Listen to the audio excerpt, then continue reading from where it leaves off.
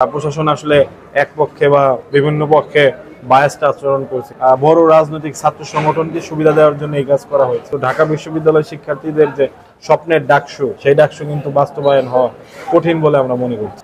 আমাকে অবশ্যই স্টুডেন্টরা কেন ভোট দেবে এটি তারা বিচার করবে আমার বিগত দিনের কাজ এবং আমার যে সেই কাজগুলো সম্পাদনের ক্ষেত্রে আমার দৃঢ়তা। দেখুন, ডাকসু নির্বাচনে আমরা যে লেভেল প্লেইং ফিল্ড আশা করি সেটি অনেকাংশে আমাদের মনে হচ্ছে যে প্রশাসন আসলে এক পক্ষে বা বিভিন্ন পক্ষে বায়াসড আচরণ করছে। কেননা মনোনয়নপত্র উত্তোলনের যে দিন একদিন বাড়ানো হয়েছে, এটি দিনের আলোর মতো পরিষ্কার একটি বড় রাজনৈতিক ছাত্র সংগঠনকে সুবিধা দেওয়ার জন্য এই কাজ করা হয়েছে। কেননা তারা ওই সময় পর্যন্ত কোনো প্যানেল ঘোষণা করতে পারেনি, অর্থাৎ ইতোমধ্যে কিন্তু তারা প্রমাণিত তারা কোনো না কোনো পক্ষে বায়াস।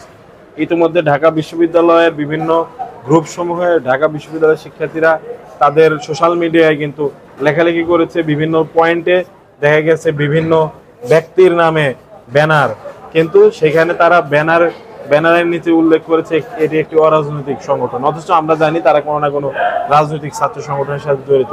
কিন্তু সেই ব্যানারগুলো কিন্তু এখনো সরানো হয়নি। আমরা দেখেছি স্লোগান দিতে দিতে গিয়ে মনোনয়নপত্র তুলতে, অথচ এটি সুস্পষ্ট আচরণবিধির লঙ্ঘন। কথা হচ্ছে, যদি আচরণবিধি এত লঙ্ঘন হয় তারপরেও যদি আপনারা ব্যবস্থা না নেন, তাহলে আমরা যারা স্বতন্ত্র প্যানেল থেকে দাঁড়িয়েছি তাহলে তাদের জন্য আপনারা কতটুকু নিরপেক্ষ এটি আপনারা একবার ভাবেন। আর যদি সেটি হয় সেক্ষেত্রে কিন্তু ঢাকা বিশ্ববিদ্যালয় শিক্ষার্থীদের যে স্বপ্নের ডাকসু, 24-এর গণ অভ্যুত্থান পরবর্তী যে ডাকসু, সেই ডাকসু কিন্তু বাস্তবায়ন হওয়া কঠিন বলে আমরা মনে করছি।